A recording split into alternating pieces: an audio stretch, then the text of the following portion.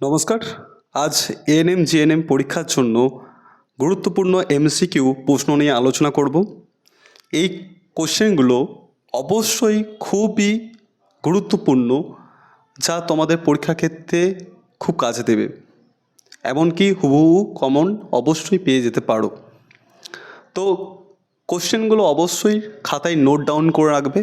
আজ পারো তো আমার সাথে সাথে তোমরা কোশ্চেনের অ্যান্সার দেওয়ার চেষ্টা করবে।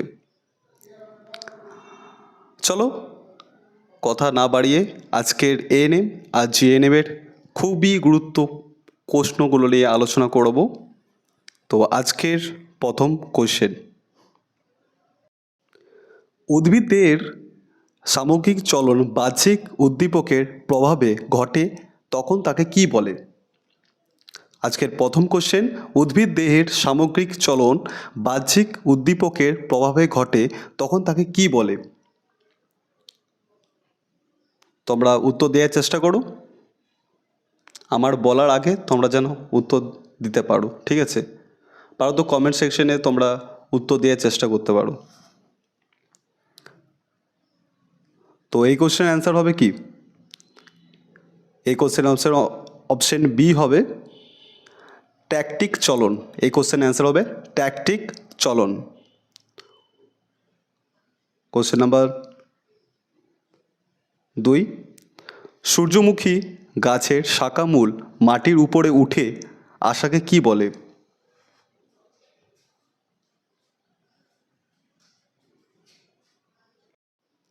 অ্যান্সার দেওয়ার চেষ্টা করো।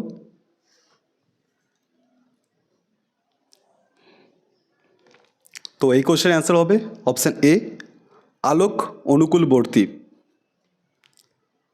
কোশ্চেন নাম্বার 3, বৃদ্ধিজনিত চলন নয় এমন একটি উদাহরণ হলো। তোমরা অবশ্যই এগুলো নোট করবে বা কমেন্ট সেকশনে কোশ্চেনের অ্যান্সার দেওয়ার চেষ্টা করবে। ফটাফট করো, ফটাফট অ্যান্সার দাও। এই কোশ্চেনের অ্যান্সার হবে অপশান ডি লজ্জাবতীর পাতা মুড়ে যাওয়া। 4 নম্বর কোশ্চেন, নিচের যে উদ্ভিদ অঙ্গটিতে নেগেটিভ ফটোট্রপিজম দেখা যায় সেটি হলো?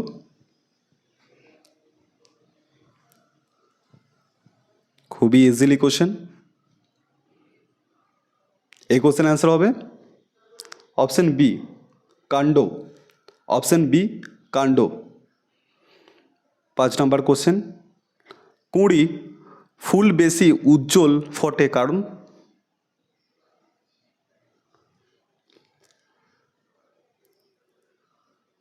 এই কোশ্চেন অ্যান্সার কী হবে? অবশ্যই নোট করতে থাকো তোমরা আর অ্যান্সার দেওয়ার চেষ্টা করো। তো এই কোশ্চেন অ্যান্সার হবে অপশান বি থার্মোনেস্টিক চলন। এই কোশ্চেন অ্যান্সার হবে থার্মোনেস্টিক চলন। 6 নম্বর কোশ্চেন, উদ্ভিদের ট্রফিক চলন নিয়ন্ত্রণকারী হরমোনটির নাম কি?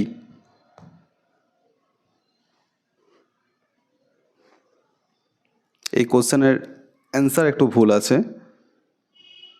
এই কোশ্চেনের অ্যান্সার হবে থাইরক্সিন। তো তোমরা একটু লিখে দাও, থাইরক্সিন অ্যান্সার হবে।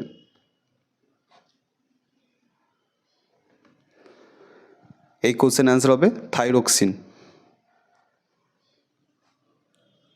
একটু মিস্টেক আছে এখানে অ্যান্সার, তোমরা একটু মিলিয়ে দেখে শুনে এটা নোট করবে, ঠিক আছে?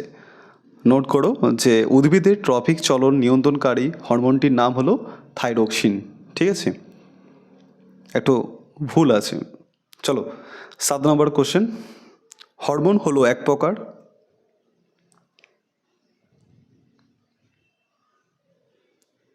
কি? এই কোশ্চেন অ্যান্সার হবে অপশান বি রাসায়নিক সমন্বয়ক। 8 নম্বর কোশ্চেন, অক্সিন হলো? অক্সিন হলো কি? তোমরা অবশ্যই নোট করো। আর এমন গুরুত্বপূর্ণ কোশ্চেন যদি পেতে চাও তাহলে অবশ্যই চ্যানেলটাকে সাবস্ক্রাইব করে দিও, ঠিক আছে? তাহলে তোমাদের যখনই আমি ভিডিও ছাড়ব সঙ্গে সঙ্গে তোমাদের কাছে পৌঁছে যাবে। এবং যারা এখনও জিএনএম এএনএম প্রিপারেশান নিচ্ছে, তোমাদের বন্ধু বান্ধবীরা, তাদেরকে শেয়ার করে দিও, ঠিক আছে? যাতে ওরাও এই গুরুত্বপূর্ণ কোশ্চেনগুলো পড়তে পারে। তো এই কোশ্চেনের অ্যান্সার কী হবে বলো? এই কোশ্চেন আনসার হবে অপশন ডি, উদ্ভিদ হরমোন। 9 নম্বর কোশ্চেন, একটি কৃত্রিম হরমোন হলো? এই চারটের মধ্যে কোনটা হবে?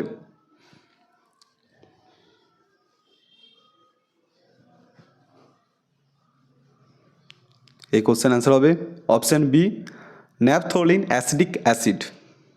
এটা হলো কৃত্রিম হরমোন, ঠিক আছে? চলো 10 নম্বর কোশ্চেন, অনুকূল করণীয় পাওয়া যায় যে হরমোনটি, সেটা হলো? এইটা তোমরা পারো তো কমেন্টে জানাও, ঠিক আছে? আমি উত্তর বলে দেবো, ঠিক আছে? তোমরা এটা কমেন্টে জানাও, ঠিক আছে? কমেন্টে টাস্ক দিলাম যে তোমরা এটা কমেন্টে জানাও। 10 নম্বর কোশ্চেনটা ভালো করে পড়ে তোমরা অ্যান্সার দেওয়ার চেষ্টা করো। চলো 11 নম্বর কোশ্চেন, নাইট্রোজেন বিহীন উদ্ভিদ হরমোনটি হলো কি? নাইট্রোজেন বিহীন উদ্ভিদ হরমোনটি হলো কি?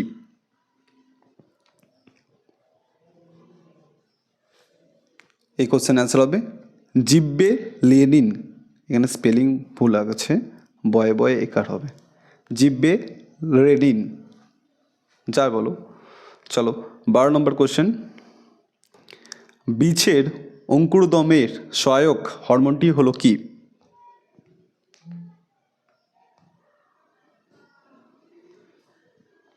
এই কোশ্চেন অ্যান্সার দেওয়ার চেষ্টা করো।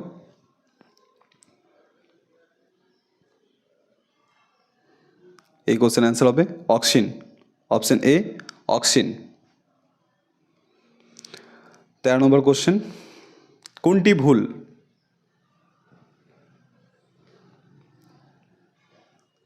এখানের মধ্যে কোনটি ভুল হবে বলো?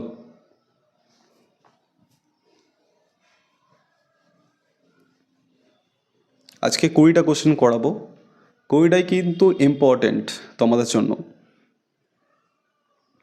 তো তোমরা এই কোশ্চেনটাও টাস্ক দিলাম, এই কোশ্চেনের অ্যান্সার তোমরা জানাবে, ঠিক আছে? চলো 14 নম্বর কোশ্চেন যা যাক, একটি আজ্ঞাবহ স্নায়ুর উদাহরণ হলো কি?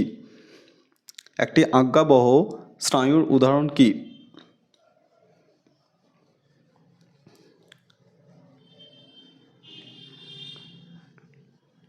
অ্যান্সার দেওয়ার চেষ্টা করো।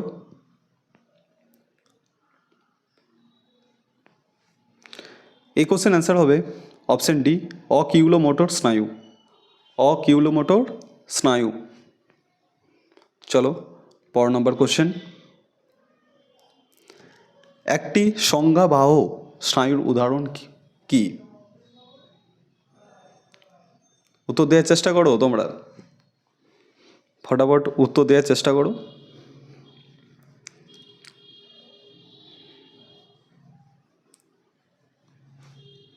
এই কোশ্চেন অ্যান্সার হবে অপশন এ, অডিটরি স্নায়ু, অডিটরি স্নায়ু। চলো 16 নম্বর কোশ্চেন, নিচের কোনটি কারক? Option A, option B, option C, option D, এর মধ্যে কোনটি কারক বলো?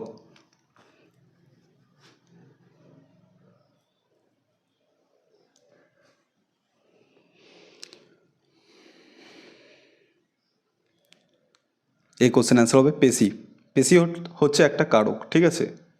এমনই কোশ্চেন আসে কিন্তু এএনএম জিএনএমে, এমনই কোশ্চেন আসে। তোমরা একটু প্রিভিয়াস ইয়ারের কোশ্চেনগুলো দেখে নেবে যে এমনই টাইপের কোশ্চেন আসছে।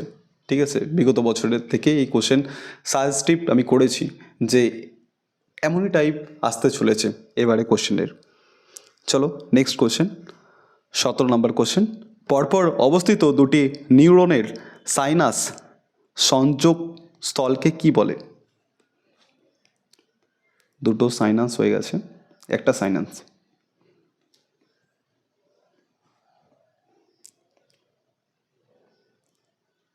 এই কোশ্চেন অ্যান্সার কি হবে?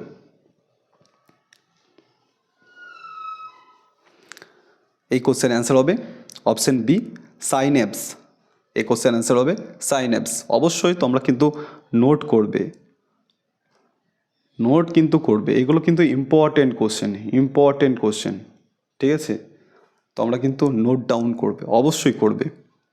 আমি বলছি তোমরা শুনছো, মাথায় ঢুকছে, এক কানে শুনছো আরেক কানে বেরিয়ে যাচ্ছে, এটা করলে কিন্তু হবে না। এমনি করলে কিন্তু কোয়ালিফিকেশন করতে পারবে না, খুবই চাপের বিষয়। সরকারিতে এএনএম জিএনএম পেতে হলে না প্রচুর পড়তে হবে, হাতে মাত্র আর 1-2 মাস, ঠিক আছে? তো এখনই লেগে পড়ো পড়াশোনাতে, সময় নষ্ট একদমই করো না, ঠিক আছে? চলো 18 নম্বর কোশ্চেন। কেন্দ্রীয় স্নায়ুতন্ত্রে উপস্থিত তরলকে কি বলে? 18 নম্বর কোশ্চেন অ্যান্সার দেওয়ার চেষ্টা করো তোমরা।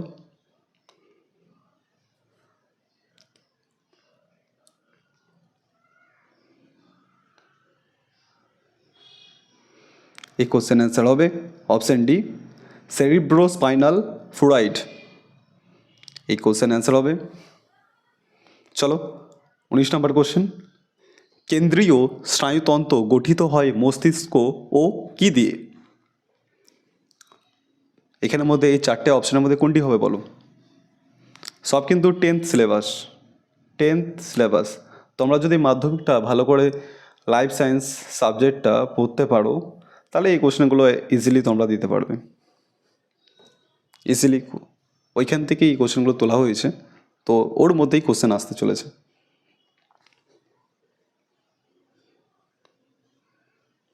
এই কোশ্চেন অ্যান্সার হবে কি? অপশন এ, সুষমা কাণ্ড। চলো আজকে লাস্ট কোশ্চেন, 20 নম্বর কোশ্চেন। প্রতিবর্তক ক্রিয়া নিয়ন্ত্রিত করে কে? এই কোশ্চেনের অ্যান্সার দেওয়ার চেষ্টা করো তোমরা।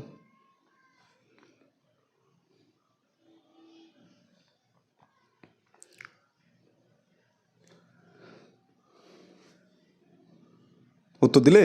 ঠিক আছে, ছাড়ো। এই কোশ্চেনের অ্যান্সার হবে কি? এই কোশ্চেনের অ্যান্সার হবে অপশন ডি, সুষমা কাণ্ড, ঠিক আছে?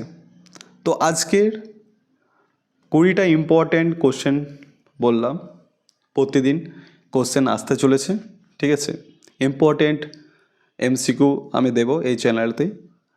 তোমরা যদি এই চ্যানেলে প্রথম হয়ে আসো, তাহলে অবশ্যই চ্যানেলটাকে সাবস্ক্রাইব করে দিও এবং এই বেল যে আইকন আছে সেটাকে অন করে দিও, যাতে যখনই আমি ভিডিও আপলোড করব তখনই তুমি সাথে সাথে পেতে পারো। এবং তোমাদের বন্ধুদের সাথেও এই চ্যানেলটিকে শেয়ার করো, যাতে ওদেরও এই চ্যানেল থেকে পড়ে একটু উপকারিত হয়। তো দেখা হচ্ছে নতুন একটা ভিডিওতে, নতুন টপিকেতে। জয় হিন্দ, জয় ভারত।